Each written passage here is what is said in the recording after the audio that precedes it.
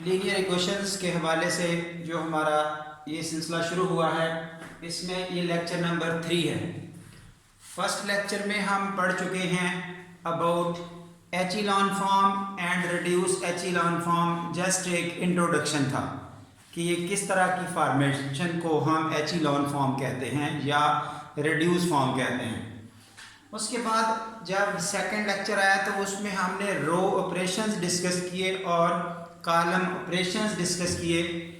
रो और column operations वो tool होते हैं जो एक मैट्रिक्स को कन्वर्ट करने में इनटू एचिलॉन फॉर्म या रिड्यूस फॉर्म में कन्वर्ट करने में हेल्प करते हैं।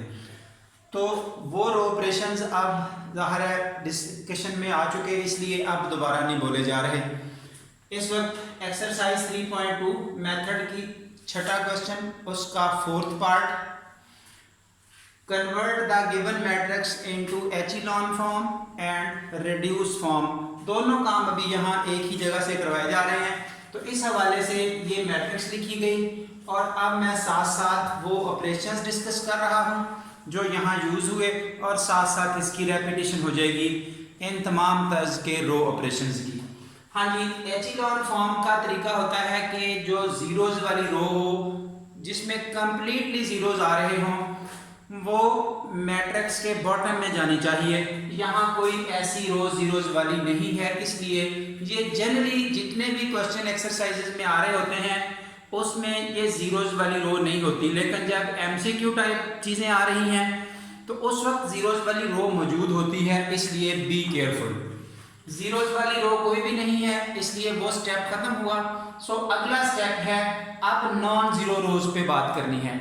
तो नॉन जीरो रोज जितनी भी हैं हर एक में फर्स्ट एलिमेंट 1 होना चाहिए, जिसको लीडिंग एलिमेंट कहा। और ये उस वक्त बता दिया था जब इंट्रोडक्शन थी कि ये जरूरी नहीं 1, लेकिन 1 के साथ हमारी वर्किंग आसान हो जाती है, इसलिए हम 1 के साथ ही काम करेंगे। सो वो बाई चांस पहला एलिमेंट भी 1 ही है फर्स्ट रो में, इसलिए ये जरूरत खत्म हो गई। पहला स्टेप के बाद जो सेकंड स्टेप है वो भी हो चुका। हाँ जी, अब उसके बाद अगला काम आ रहा है इसके नीचे ये सब के सब जीरोज करने हैं। जब आपने एक दफा लीडिंग 1 क्रिएट कर लिया किसी भी रो में, फिर आपको आसानी क्या है, उस 1 के नीचे सारे जीरोज कर ले। इस 1 के नीचे ये 3 एलिमेंट हैं, उसमें से एक पहले जीरो है, इसको भी जीरो करना है, इसको भी जीरो करना है। तो ये कैसे जीरो होंगे? With the help of tools available which are known as row operations.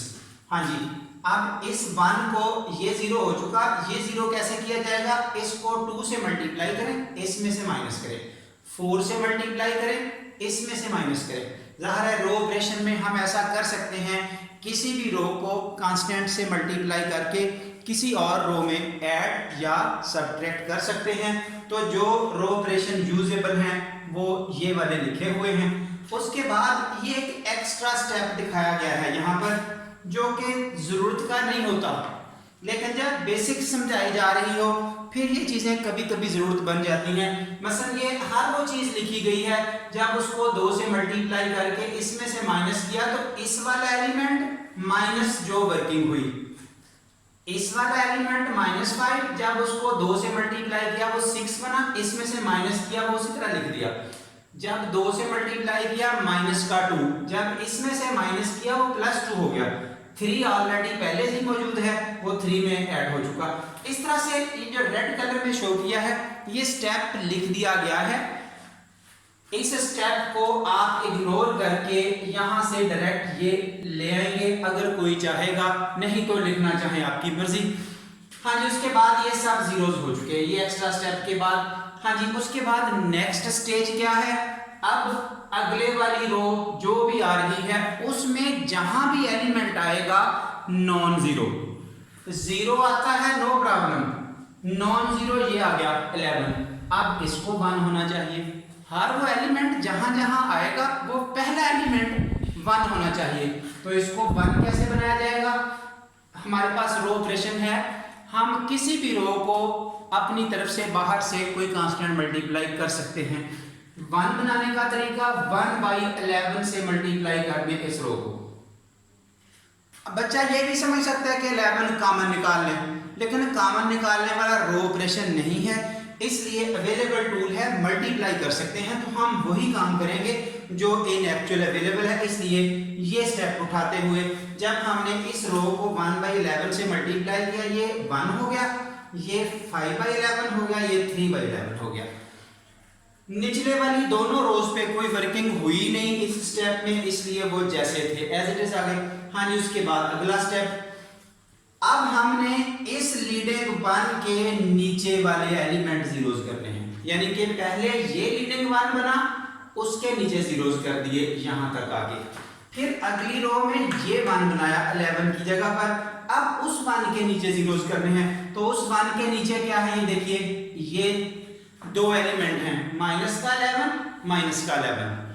ये देखिए ना, 1 बनाने का एडवांटेज क्या है, अब जब हमें 1 के साथ काम करना है, यहाँ 0 बनाना है, तो हमें फौरी समझ आ जाती है, इसको 11 से मल्टीप्लाई करें, इसमें ऐड कर दें, उसको 11 से मल्टीप्लाई कर दें, इसमें ऐड कर दें।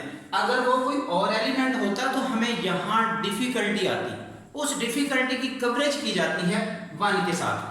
हाँ जी, ये स्टेपिंग एज इट इज इधर दिखाई गई कि ये स्टेप यहाँ लगाए गए इसको 0 करने के लिए।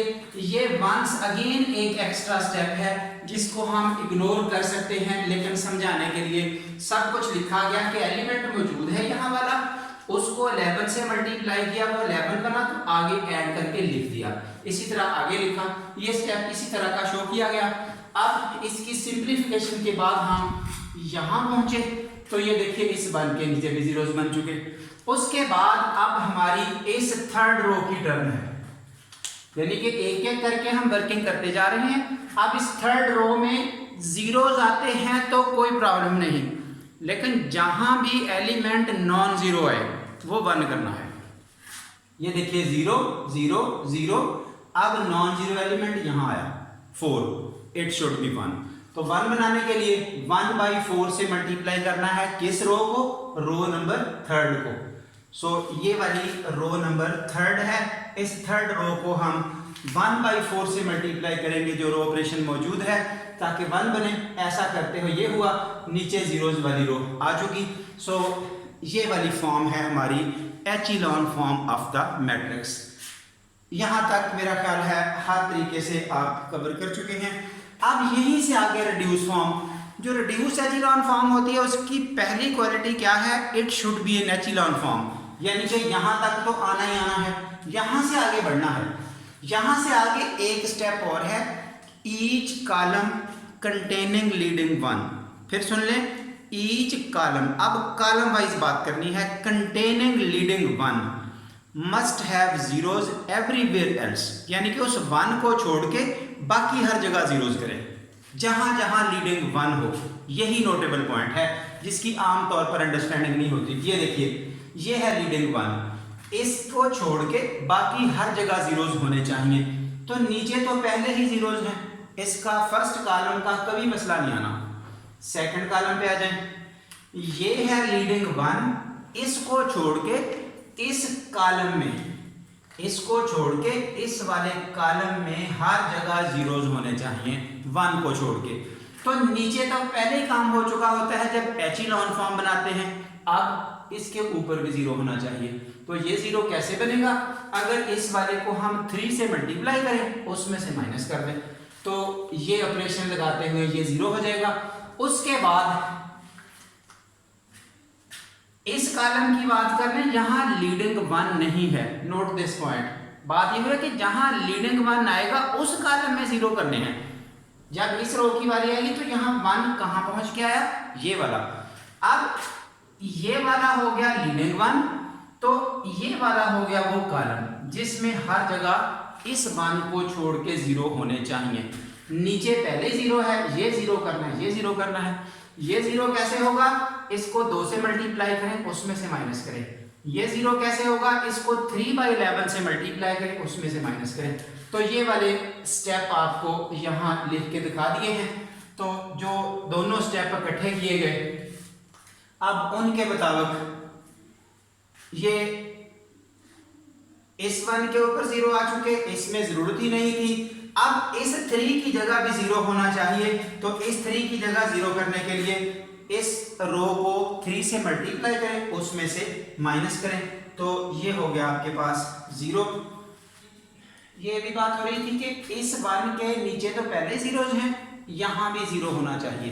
अब यहाँ पर 0 करने के लिए इस 1 के ऊपर कैसे 0 होगा, इसको -3 से मल्टीप्लाई करें, सॉरी 3 से मल्टीप्लाई करें, उसमें से माइनस करें, तो रो 1 -3 R2 आंसर रो 1 में ये 0 हो चुका। और जब ऐसा करेंगे तो साथ इसको भी 3 से मल्टीप्लाई किया, ये हो गया 15/11, जब उसमें से माइनस किया तो ये बना, इसको भी 3 से मल्टीप्लाई किया 9/11, उसमें से माइनस किया तो 2 - 9/11, और बाकी सब कुछ एज इट इज। हाँ जी, उसके बाद ये जो आउटपुट लिखने की बात है वो आपने इकट्ठा करके 11 1 जा 11, तो ये हो गया यहाँ पर 4/11, उसके बाद ये हो गया 11 2 जा 22, 22 में से 9 माइनस की तो दैट इज 13/11। तो इस तरह से आपके पास ये जो रिक्वायरमेंट पूरी हो रही है, that is required reduce echelon form. यहाँ पर आपको यानी कि हर तरीके से क्लियर होना है कि जिस कॉलम में लीडिंग 1 हो उसके ऊपर नीचे पहले ही जीरोज होते हैं, ऊपर भी जीरोज करने हैं, ये हमारा एक्स्ट्रा काम होता है। ये जिस वाले कॉलम में अब लीडिंग 1 नहीं है, ये देखिए यहाँ लीडिंग 1 नहीं है, इसलिए इसकी हमने कोई बात नहीं की कि इसमें क्या होना चाहिए, इसमें जो कुछ है उस पर कोई वर्किंग नहीं करनी, तो this one is reduced echelon form. इंशाल्लाह नेक्स्ट प्रैक्टिस जब आएगी रैंक ऑफ ए मैट्रिक्स बनाते हुए, उसमें भी हम एचिलॉन और रिड्यूस का वर्किंग करके दिखाएंगे। फिर गॉस जॉर्डन और गॉसियन एलिमिनेशन मेथड के थ्रू जब हम एक सिस्टम ऑफ इक्वेशंस हल करेंगे, जो हमारा इस सिलसिले से यानी कि जो मेन टॉपिक है हमारा, तो उस वक्त भी इस पे प्रैक्टिस आती जाएगी। जिन बच्चों को यहाँ तक कोई किसी किस्म की कंफ्यूजन होगी वो इंशाल्लाह उन नेक्स्ट लेक्चरों में अपनी कवरेज करेंगे या प्रैक्टिस करेंगे, तो ये इंशाल्लाह हर तरीके से क्लियर होता जाएगा। That's all.